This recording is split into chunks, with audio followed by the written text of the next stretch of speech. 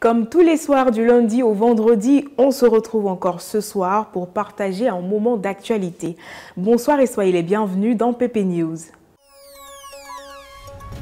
L'avènement du mobile money facilite aujourd'hui le paiement de certaines prestations en ligne. Si au départ les Ivoiriens se ruaient vers ce service, cela est de moins en moins récurrent aujourd'hui.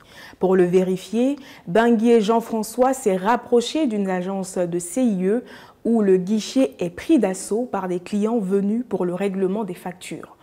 Pourquoi passer plusieurs heures dans un rang plutôt que de payer en 1 minute via le mobile money? Les avis dans ce reportage réalisé en collaboration avec Robert Bassenga. Il y a ce constat paradoxal de certains observateurs. Aujourd'hui, nous voyons de plus en plus de clients se rendre dans les agences CIE pour le paiement de leurs factures, sachant qu'ils ont la possibilité de le faire par les services mobile money. Une attitude justifiée selon cette cliente. Mais souvent quand on ne paie par monnaie, il y a une difficulté pour nous, le reçu peut-être attendre 1 semaine, 2 semaines, 3 jours pour donner au classe. Ça ne nous arrange pas du tout. On va faire le rang, mais souvent quand on fait le rang, on met le temps, mais quand même, ça sert un peu la facture. Mais au rang, monnaie, c'est un truc comme ça. C'est comme on dit non, je n'ai pas de personne, c'est un peu compliqué. Nous sommes les pauvres personnes sur 2 pour pouvoir faire assez même. C'est un peu compliqué, la vie, on n'a pas les moyens, mais le peu qu'on a, quand on vient acheter, il faut revoir la personne. Nous sommes des hommes humains.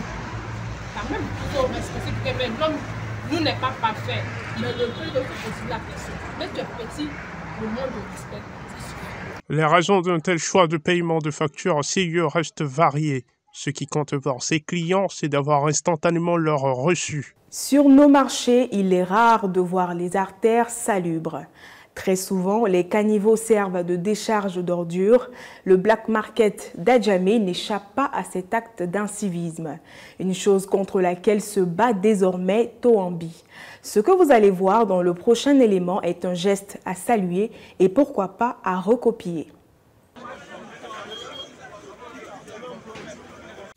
Jeune volontaire, Toambi Foué a décidé d'entretenir les caniveaux du black market. Cela depuis un peu plus d'1 mois. Chaque jour, chaussé de ses gants et bottes, il fait le tour des caniveaux 4 à 5 fois dans la journée pour enlever les ordures qui y sont déversées.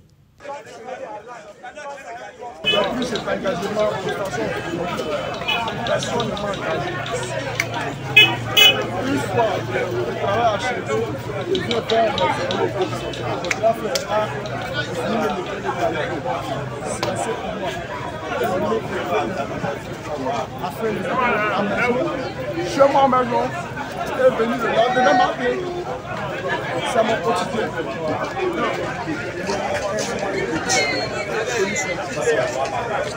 Nous travaillons ensemble. Nous collaborons ensemble. Dans le but, c'est un niveau de jeune fille et puis d'encore du gagner. Dans le premier temps, tout va commencer. Le black.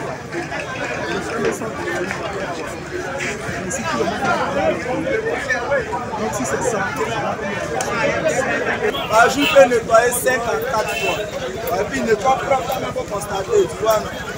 Comme on le fait, tu vois souvent 500, 300, 900. C'est bon, on a quoi, tout va Travailler chaque jour à rendre salubres les carrefours ainsi que les caniveaux est un acte de civisme à saluer de la part de Toabi. Nikao est un sous-quartier de Yopougon. Situé derrière la zone industrielle, ce quartier se retrouve sans route praticable, ce qui rend son accès difficile. Les populations, ne sachant plus à quel sens se vouer, profitent de notre passage pour crier leur ras-le-bol. Nous sommes à Mikao, un sous-quartier de la commune de Yopougon. Impossible de se balader dans le quartier, et pour cause, l'impraticabilité des routes qui laissent les populations malheureuses. La voie est très dégradée. Les véhicules ne peuvent même pas rentrer dans le quartier. Tout est gâté. Ils vont rentrer là, véhicule, tout va se gâter. Comment vous voyez? Comment vous voyez? On ne peut rien faire. Tu es obligé de descendre pour marcher. Si tout le temps de pluie là même, là, c'est la merde. C'est un quartier qui est très peuplé. On ne peut rien faire dedans. Donc vraiment, que l'État Essayez de voir quoi, sinon vraiment ça ne nous arrange pas. Il n'y a pas route. Il n'y a même pas route même pour entrer dans Mikaoli. Tout est gâté. Parce que quand ça pleut là, on ne peut pas marcher sur la route. Même les voitures là, quand ils marchent là, ça a mis le problème. Si l'auto, on ne peut pas. Donc quand vous vous réparez, ça nous fait plaisir. J'ai déménagé dans ce quartier, ça fait 1 an. Mais on dit cette situation, ça fait au moins 5 ans. Ça fait au moins 5 ans. Donc vraiment, quand il pleut, il n'y a pas de route. De nombreuses communes d'Abidjan sont victimes de l'impraticabilité des routes, causant embouteillages et accidents de la route, en majeure partie. Et voilà, c'était le point de l'actualité dans PP News. Merci, chers internautes, de nous avoir suivis. Retrouvez-nous sur notre site internet ppsoup.com et quant à moi, je vous dis à demain.